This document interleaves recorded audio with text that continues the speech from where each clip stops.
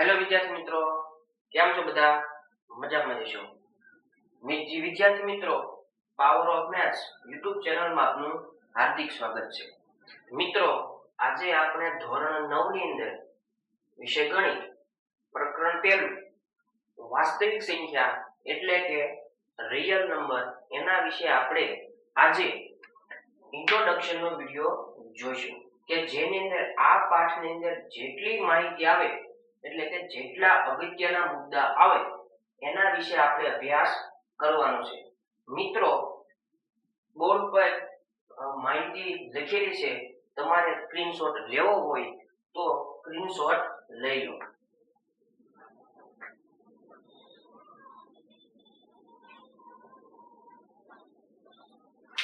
મિત્રો, હવે આપણે અત્યારે મુદ્દા સમજીએ. વિદ્યાર્થી મિત્રો, સંખ્યા રેખા છે કે જે આપણે ધોરણ 6 ની અંદર અભ્યાસ કર્યો હતો. સૌપ્રથમ સંખ્યા રેખાની અંદર પહેલા આની જરૂર પડે. આનું નામ શું? તમે કીધું સંખ્યા રેખા? ના, કારણ કે આનું નામ છે રેખા, કે જેમાં આપણે કોઈ જાતની સંખ્યા દર્શાવેલી નથી, એટલા માટે આપણે આને સંખ્યા રેખા કહી શકીએ નહીં. હવે મિત્રો, શું તમે આ રેખાને માપી શકો?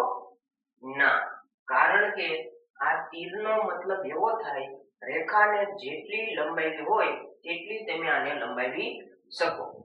મિત્રો, હવે સંખ્યા રેખામાં બરોબર વચ્ચે શું આવેલો છે?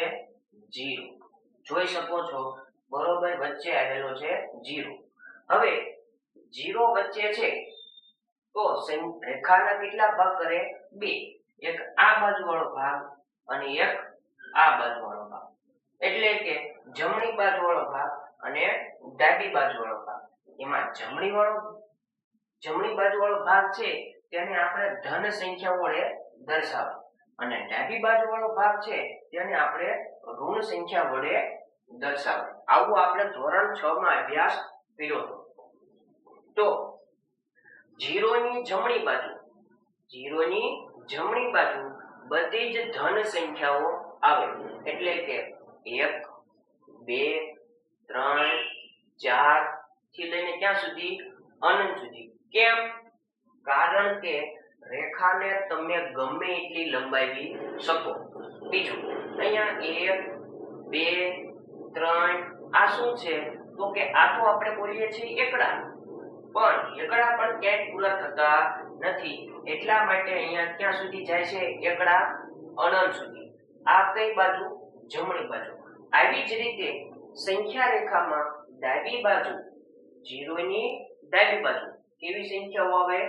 ઋણ સંખ્યા, એટલે -1 -2 -3 -4 -5. આવું ક્યાં સુધી? તો કે અનંત સુધી. કેમ? કારણ કે રેખા છે એને આપણે ડાબી બાજુ પણ અનંત સુધી લંબાવી શકીએ, અને આ શું છે? ફરીથી પાછા એકડા, કે જ્યાં અનંત સુધીઓ આવે. હવે આ જે ચિત્ર છે એનું નામ છે સંખ્યા રેખા. વિદ્યાર્થી મિત્રો, હજી આપણે ધોરણ 6 ની અંદર જ છીએ. ધોરણ 6 ની અંદર પહેલો પોઈન્ટ હતો પ્રાકૃતિક સંખ્યા. પ્રાકૃતિક સંખ્યાનું બીજું નામ છે ગણતરીની સંખ્યા. ખાસ યાદ રાખો, અમુક વિદ્યાર્થીને હજી નથી ખબર કે ગણતરીની સંખ્યા કઈ છે. તો ગણતરીની સંખ્યા છે 1 2 3 4 ક્યાં સુધી? તો કે અનંત સુધી. પ્રાકૃતિક સંખ્યાનું બીજું નામ ગણતરીની સંખ્યા. તો પ્રાકૃતિક સંખ્યાને અંગ્રેજીમાં કહેવાય નેચરલ નંબર, જેને આપણે શેના વડે દર્શાવી? Capital N. કેમ? કારણ કે નેચરલ નો કેપિટલ N, એટલે કે પ્રાકૃતિક સંખ્યાને આપણે કેપિટલ N વડે દર્શાવશું. ત્યાર પછી આવે પૂર્ણ સંખ્યા. પૂર્ણ સંખ્યાને અંગ્રેજીમાં કહેવાય હોલ નંબર. એમાં કોનો સમાવેશ થાય? 0 1 2 3 ક્યાં સુધી? અનંત સુધી. બીજી રીતે કેવું હોય તો કહી શકાય કે પ્રાકૃતિક સંખ્યા છે એમાં વધારાનો 0 ઉમેરવામાં આવે તો આપણને કઈ સંખ્યા મળે? પૂર્ણ સંખ્યા. એને શેના વડે દર્શાવાય? Capital W. એટલે હોલ નંબર. ત્યાર પછી પૂર્ણાંક સંખ્યા, જેને અંગ્રેજીમાં કહેવાય ઇન્ટીજર, કે જેમાં કોનો સમાવેશ થાય? તો કે બધી જ ધન, બધી જ ઋણ અને 0 આ ત્રણેય સંખ્યાનો સમાવેશ થાય. એટલે કે અનંત, માઈનસ અનંત, -2, પછી -1, 0, 1, 2 ક્યાં સુધી? તો કે પ્લસ અનંત સુધી. પૂર્ણાંક સંખ્યાને અંગ્રેજીમાં કહેવાય ઇન્ટીજર, જેને આપણે કેના વડે દર્શાવીએ છીએ? I અથવા Z. હવે Z ક્યાંથી આવ્યો? એક જર્મન શબ્દ છે ઝાહલેન.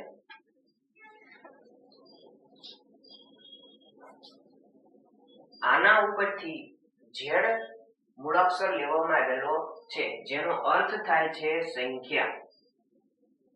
એટલે પૂર્ણાંક સંખ્યાને I વડે અને Z વડે પણ દર્શાવાય છે. ત્યાર પછી હવે સમય સંખ્યા, જે સંખ્યામાં P અને Q પૂર્ણાંક હોય તથા Q શૂન્યતર પૂર્ણાંક હોય તેવી સંખ્યા R ને P ના છેદમાં Q સ્વરૂપે લખી શકાય. વ્યાખ્યામાં ન સમજાવ પણ આપણે સમજાવીએ. P અને Q પૂર્ણાંક હોય તો પાછો પ્રશ્ન, પૂર્ણાંકમાં કોનો સમાવેશ થાય? બધી ધન, બધી જ ઋણ અને 0. એનો મતલબ આ P અને Q છે એ પૂર્ણાંક સંખ્યામાંથી લેવાય. પણ Q એ શૂન્યતર પૂર્ણાંક, એનો મતલબ Q ની કિંમત કોઈ દિવસ 0 લેવાની નહીં. એનો મતલબ એવો થાય Q not equal to 0. તમે જુઓ તો એનું સ્વરૂપ છે P ના છેદમાં Q. P ની જગ્યાએ હું કોઈ કિંમત લઉં 8 અને Q ની કિંમત હું 0 લઉં. અહીંયા શું કહે છે? Q ની કિંમત 0 હોવી જોઈએ નહીં, તેમ છતાં પણ આપણે લઈએ. મિત્રો હવે તમે 8 ભાગ્યા 0 કરો ને તો જવાબ મળે નહીં. આવું ધોરણ 10 માં આપણે ભણીશું કે આનો જવાબ મળે અવ્યાખ્યાયિત. પણ Q ની કિંમત 0 લેવાની નથી, એને કહેવાય શૂન્યતર પૂર્ણાંક. ત્યાર પછી સમય સંખ્યાને Q વડે દર્શાવાય. ત્યાર પછી હવે અસમય સંખ્યા. અસમય સંખ્યા એટલે ઇરેશનલ નંબર્સ. જે સંખ્યાને P ના છેદમાં Q સ્વરૂપે ન દર્શાવી શકાય તેવી સંખ્યાને અસમય સંખ્યા કહેવાય. મિત્રો એના ખાસ ઉદાહરણ યાદ રાખવાના. પાઈ એક અસમય સંખ્યા છે. બીજું ઉદાહરણ વર્ગમૂળ વાળું, પણ બધા નહીં, અમુકને બાદ કરતા. તો વર્ગમૂળ 2 છે, 2 નું વર્ગમૂળ નીકળે ના, 3 નું વર્ગમૂળ નીકળે ના, વર્ગમૂળ 5 નું વર્ગમૂળ નીકળે ના, વર્ગમૂળ 4 નું નીકળે, 4 નું વર્ગમૂળ નીકળે. કેટલું થાય? 2. તો શું આ 2 અસમય સંખ્યા કહેવાય? ના. કેમ? કારણ કે અહીંયા 2 છે, એના નીચે શું હોય? 1 તો હાજર જ હોય. તો 2 ના છેદમાં 1 એટલે કે P ના છેદમાં Q સ્વરૂપે છે. હા, એનો મતલબ આ કેવી સંખ્યા કહેવાય? સમય સંખ્યા. તેવી જ રીતે વર્ગમૂળ 7, શું 7 નું વર્ગમૂળ નીકળે નહીં, એટલે 7 કેવી છે? અસમય સંખ્યા છે. ત્યાર પછી વર્ગમૂળમાં 9, શું વર્ગમૂળમાં 9 અસમય સંખ્યા છે? ના. કેમ? કારણ કે 9 નું વર્ગમૂળ નીકળે કેટલું થાય? 3 અને એના છેદમાં એકડો તો હાજર જ હોય. એનો મતલબ આ કેવી સંખ્યા છે? P ના છેદમાં Q. એટલે P ના છેદમાં Q એટલે સમય સંખ્યા. ત્યાર પછી ત્રીજા પ્રકારનું ઉદાહરણ, પોઈન્ટ પછી જે અંકો છે એ બધા જ આડા અવળી ગોઠવાયેલા હોય. તો તમે જુઓ આડા અવળી ગોઠવાયેલા છે, એનો મતલબ એવું કે શું કોઈ એક પ્રકારની પેટર્ન જોવા મળે છે. પેટર્ન એટલે શું? તો કે કોઈ અંકનું વારંવાર પુનરાવર્તન થતું હોય. તો શું આમાં કોઈ સંખ્યાનું વારંવાર પુનરાવર્તન થાય છે? ના. અને સંખ્યા ક્યાં સુધી જવી પડે? અનંત સુધી. ત્યાર પછી બીજું ઉદાહરણ 0.10 100 1000 10,000. તો શું આમાં અંકોનું પુનરાવર્તન થાય છે? શું અહીંયા પેટર્ન બને છે? ના. કેમ? પેટર્ન કોને કહેવાય? તો અહીં લખ્યું છે 0.10 10. વાત સાચી, 10 10 બે વાર આવે પણ ફરીથી પાછો વધારાનો 0. અહીંયા કોઈ પ્રકારની પેટર્ન જોવા મળતી નથી અને સંખ્યા ક્યાં સુધી જાય? અનંત સુધી. આવી સંખ્યાને આપણે અસમય સંખ્યા કહીશું. ત્યાર પછી વધારાના ઉદાહરણ, આને કહેવાય ઘનમૂળ. 4 નું ઘનમૂળ નીકળે? ના. 11 નું ચતુર્થ મૂળ નીકળે? ના. ઘણા બધા ઉદાહરણો છે અસમય સંખ્યા. અસમય સંખ્યાને q12 વડે દર્શાવે. ત્યાર પછી વાસ્તવિક સંખ્યા કે જે આપણે ધોરણ 9 નો પ્રકરણ છે જેનું નામ છે વાસ્તવિક સંખ્યા. આપણે આનો જ અભ્યાસ કરવાનો છે. વાસ્તવિક સંખ્યા એટલે શું? Real number. સમય અને અસમય સંખ્યાના સમૂહથી વાસ્તવિક સંખ્યા બને છે. વાસ્તવિક સંખ્યાને કેપિટલ R વડે દર્શાવાય છે. વાસ્તવિક સંખ્યા એટલે આપણી ભાષામાં કહું તો એક પ્રકારનો રાજા કહેવાય. રાજાની અંદર શું આવે? તો કે એના અંદરમાં બધી જ પ્રજાઓ આવે. એનો મતલબ વાસ્તવિક સંખ્યા છે એ રાજા છે જેની અંદર બધી સંખ્યાઓ આવે. બધી એટલે કઈ? તો કે તેની અંદર પ્રાકૃતિક સંખ્યા આવે, પૂર્ણ સંખ્યા આવે, પૂર્ણાંક સંખ્યા આવે, સમય સંખ્યા આવે, અસમય સંખ્યા આવે. ટૂંકમાં બધી જ સંખ્યાઓનો વાસ્તવિક સંખ્યાની અંદર સમાવેશ થાય. એવી કોઈ સંખ્યા છે નહીં કે જેમાં વાસ્તવિક સંખ્યાનો સમાવેશ ન થતો હોય. તો અહીંયા તમે જુઓ તો આ બોક્સની અંદર ઘણી બધી સંખ્યાઓ લખી છે કે જે બધી જ સંખ્યાઓ ઉપલી સંખ્યાઓમાંથી આવેલી છે. એટલે લખ્યું છે વાસ્તવિક સંખ્યા એ કિંગ છે કે જેની અંદર બધી જ સંખ્યાઓ આવે, કોઈ સંખ્યા બાકી રહેતી નથી.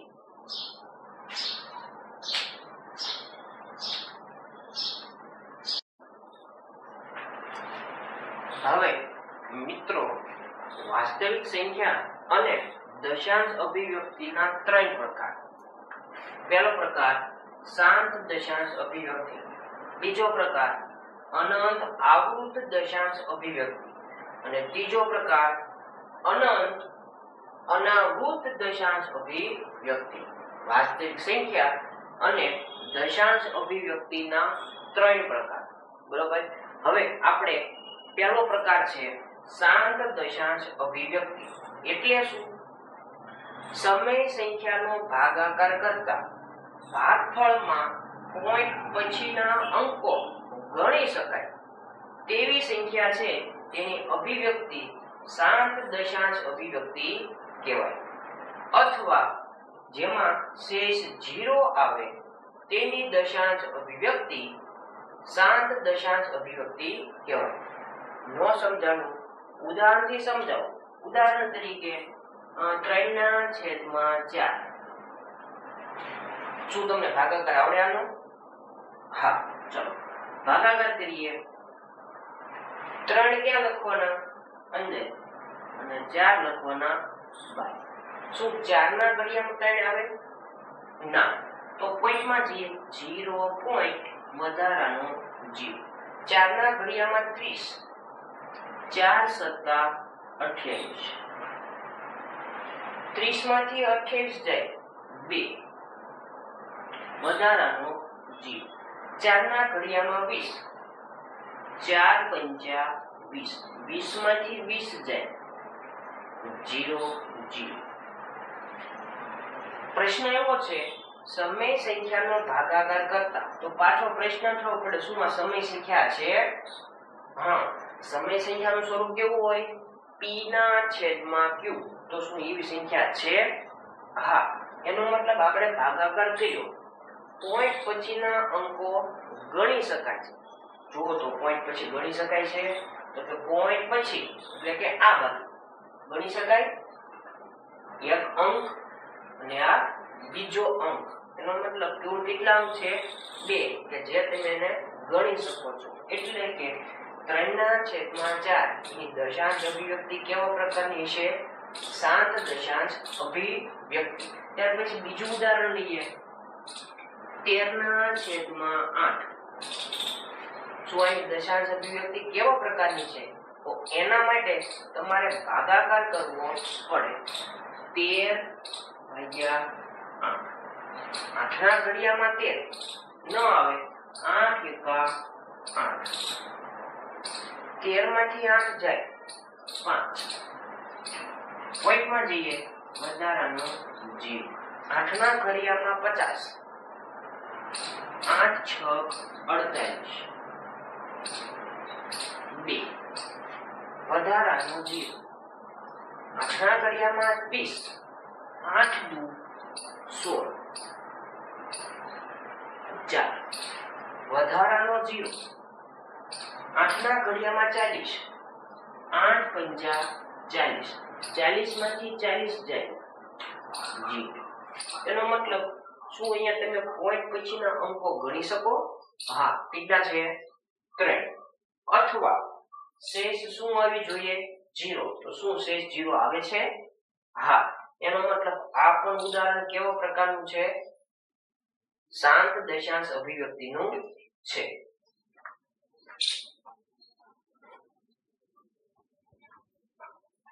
હવે બીજો પ્રકાર, અનંત આવૃત દશાંશ અભિવ્યક્તિ. એટલે શું? તો કે સમય સંખ્યાનો ભાગાકાર કરતા પોઈન્ટ પછી અંકોનું પુનરાવર્તન થતું હોય તેવી સંખ્યાને આપણે અનંત આવૃત દશાંશ અભિવ્યક્તિ કહીશું. આ વ્યાખ્યા છે એ મેં મારી ભાષામાં લખી છે. પાઠ્યપુસ્તકમાં ક્યાંય છે નહીં, પણ વ્યાખ્યા તમને સમજાઈ જાય એટલા માટે આપણે મારી ભાષામાં લખી છે. બરોબર? અથવા જેની શેષ 1 આવે તેવી સંખ્યાની અભિવ્યક્તિ અનંત આવૃત દશાંશ અભિવ્યક્તિ કહેવાય. ઉદાહરણથી સમજીએ તો વધારે સમજાય. તો ઉદાહરણ 3/13. શું આ સમય સંખ્યા છે? હા. હવે સમય સંખ્યાનો ભાગાકાર કરતા, તો આનો ભાગાકાર કરવો પડે. હા. 3/13. શું 13 ના ઘડિયામાં 3 આવે? ન આવે. તો પોઈન્ટમાં જઈએ, 0 પોઈન્ટ વધારાનો 0. 13 ના ઘડિયામાં 30. 13 દુ 26. 30 માંથી 26 જાય 4. વધારાનો 0. 13 ના ઘડિયામાં 40. 13 તેરી 39. 40 માંથી 39 જાય 1. પોઈન્ટ મુકાઈ ગયો છે એનો વધારાનો 0. શું 13 ના ઘડિયામાં 10 આવે? ન આવે. આપણી પાસે એકય સંખ્યા છે નહીં અને આપણે હજી ભાગ ભાગવવો છે. તો 13 ના ઘડિયામાં 10 ન આવે તો ભાગમાં 0 અને પાછો વધારાનો 0. 13 ના ઘડિયામાં 100. 13 સત્તા 91. 100 માંથી 91 જાય 9. વધારાનો 0. 13 ના ઘડિયામાં 90. 13 6 78.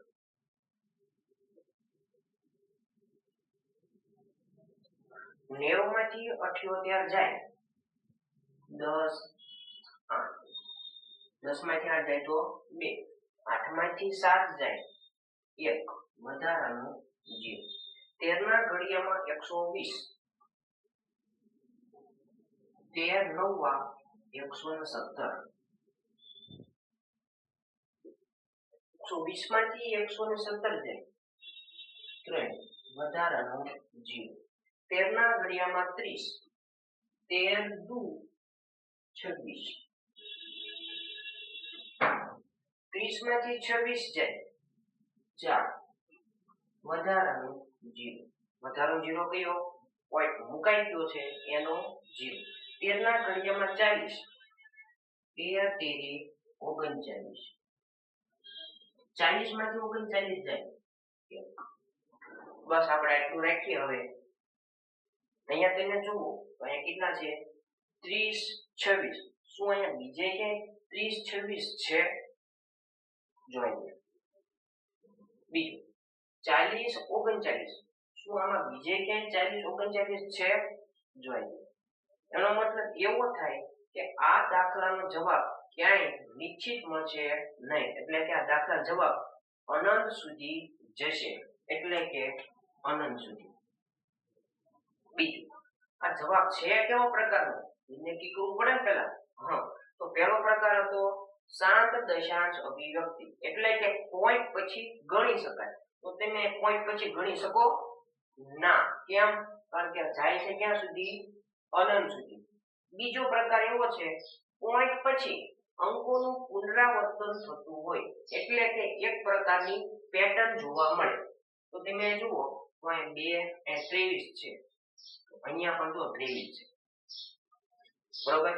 જે આપણે ભાગ હકવશું એટલે અહીંયા જવાબ એવો આવશે 230, 769. 230, 729. 230, 769. 230, 769. 230, 769. આ જવાબ ક્યાં સુધી જશે? અનંત સુધી જશે. પણ અહીંયા અંકોનું પુનરાવર્તન થાય છે, એટલે કે એક પ્રકારની પેટર્ન જોવા મળે છે. એટલે જે ઉદાહરણ છે ઈ અનંત આવૃત દશાંશ અભિવ્યક્તિનું છે. બીજું જોઈએ હવે 2/11. 2 અંદર 11 બાદ. 11 ના ઘડિયામાં 2 ન આવે તો 0 પોઈન્ટ વધારાનો 0. 11 ના ઘડિયામાં 20. 11 એકા 11. 20 માંથી 11 જાય 9 વધારાનો 0. 11 ના ઘડિયામાં 90. 11 અઠા 88. 2 વધારાનો 0. 11 ના ઘડિયામાં 20. 11 એકા 11.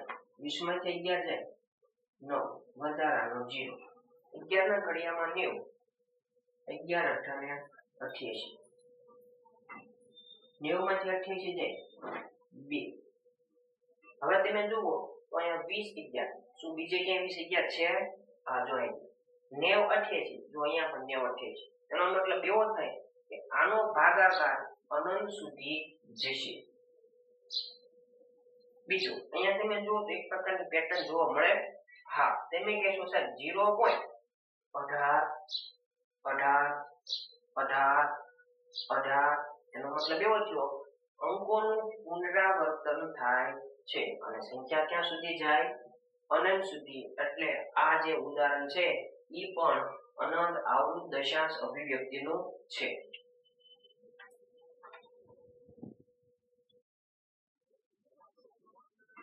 હવે ત્રીજો પ્રકાર અનંત અનાવૃત દશાંશ અભિવ્યક્તિ.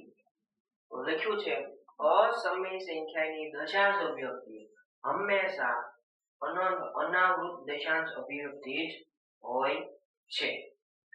અનંત અનાવૃત દશાંશ અભિવ્યક્તિના ઉદાહરણ પાઈ છે, પછી વર્ગમૂળ વાળી કે જે અંકને બાદ કરતા પોઈન્ટ પછી અંકો અસ્તવ્યસ્ત રીતે ગોઠવેલા હોય અને સંખ્યા ક્યાં સુધી જાય? અનંત સુધી. અહીંયા તમે જુઓ તો પેટર્ન જોવા મળતી નથી. પછી ઘનમૂળ 17 નું, ચતુર્થ મૂળ 31 નું વગેરે સંખ્યા બધી અસમય સંખ્યા છે કે જેની દશાંશ અભિવ્યક્તિ અનંત અનાવૃત દશાંશ અભિવ્યક્તિ હોય છે. યાદ રાખવાનું મિત્રો, સમય સંખ્યાની દશાંશ અભિવ્યક્તિ હંમેશા બે પ્રકારની હોય. કા જવાબ શાંત દશાંશ અભિવ્યક્તિનો હશે અથવા એનો જવાબ કા અનંત આવૃત દશાંશ અભિવ્યક્તિ હશે. એ પાક્કું છે. ત્યાર પછી અસમય સંખ્યાની દશાંશ અભિવ્યક્તિ હંમેશા અનંત અનાવૃત દશાંશ અભિવ્યક્તિ હશે.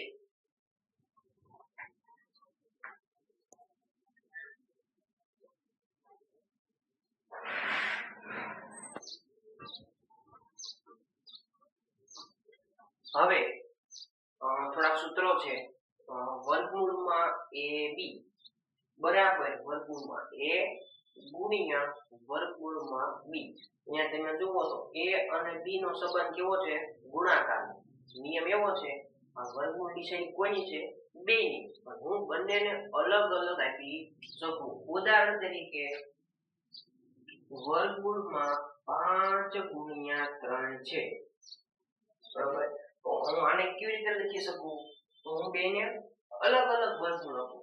વર્ગમૂળમાં 5 ગુણ્યા વર્ગમૂળમાં 3 આવી રીતે લખી શકાય. બીજું ઉદાહરણ, મને લોકો એવું કીધું છે કે 20 બરાબર આને કેમ લખાય? તો વર્ગમૂળમાં 10 ગુણ્યા 2. 20 તો ઘણા બધાના ઘડિયામાં આવે. હવે આને બીજી રીતે લખવું હોય તો વર્ગમૂળમાં 10 ગુણ્યા વર્ગમૂળમાં 2.